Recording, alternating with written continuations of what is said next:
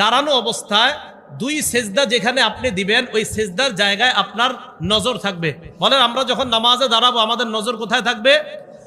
সেজদায় গিয়ে আপনার নাকের জায়গাটা নজরটা থাকবে। এরপরে আপনি যখন বসবেন কোলে নজর। এবার আমি বলবো আপনারা বলবেন বাকিটা। বলেন দাঁড়ানো অবস্থায় কোথায়?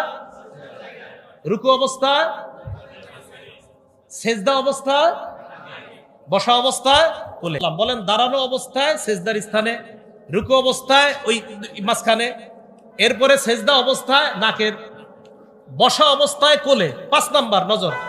সালাম ফিরানো অবস্থায় দুই কাপ। এ হলো 5টা নজর।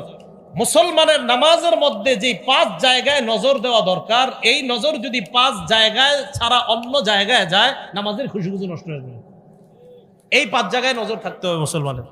আল্লাহ পাক রব্বুল আলামিন আমাদের সকলকে শুধু হাফিজু আলাস সালাওয়াত আমরা বুঝলাম যে নামাজের প্রতি যত্ন